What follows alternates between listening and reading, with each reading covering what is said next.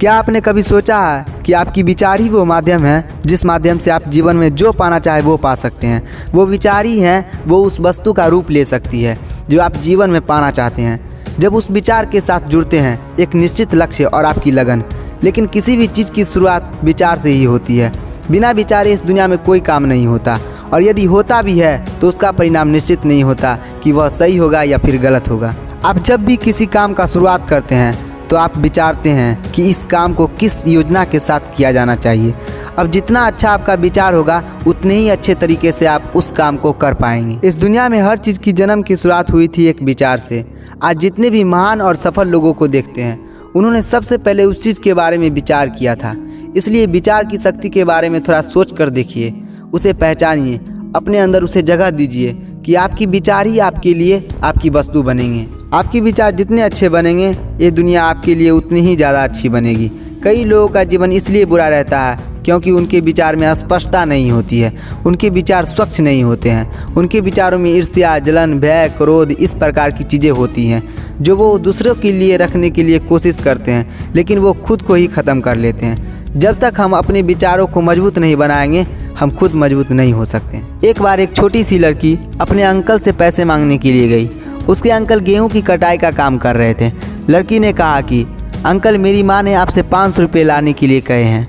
Uncle ने कहा कि अभी मैं काम कर रहा हूँ इसलिए अभी तुम यहाँ से चले जाओ। लड़की ने कहा ठीक है, लेकिन वो गई नहीं।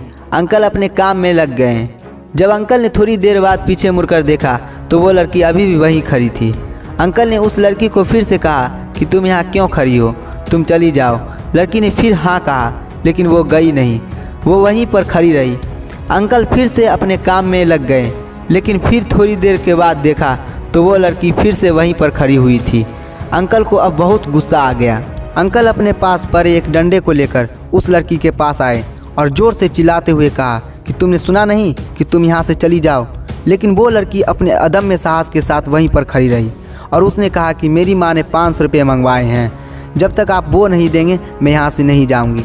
वो अंकल थोड़ी देर के लिए घबरा गए और उनके हाथों से वो डंडा छूट गया। उन्होंने उस लड़की को 500 रुपये दिए और वहाँ से जाने के लिए कहा। अब आप सोच कर देखिए ऐसा क्यों हुआ। ऐसा इसलिए हुआ क्योंकि उस लड़की का विचार स्पष्ट था। जो भी चीज़ वो लेने के लिए गई थी उसके लिए उसका विचार स्पष्ट था कि जब तक उसे वो नहीं मिलेगा वो वहाँ से कभी नहीं जाएगी, और ऐसा ही उसने किया। आप अपने आप को स्पष्ट कीजिए कि आप अपने आप से चाहते क्या हैं। क्लियर कीजिए, अपने आप को बताइए कि आपको सिर्फ यही चाहिए और आपका पूरा ध्यान फिर वहीं पर होना चाहिए, ठीक उसी लड़की की तरह जिसे पता था कि उसे क्या चाहिए। अपने विचारों को स्पष्ट करने के लिए अपने ज्ञान को बढ़ाइए। आपका ज्ञान जितना संकुचित होगा आपके विचार उतने ही उथले होंगे, उतने ही अस्पष्ट होंगे, और उसके कारण आप दूर तक की सोच नहीं रख पाएंगे, दूर तक का देख नहीं पाएंगे।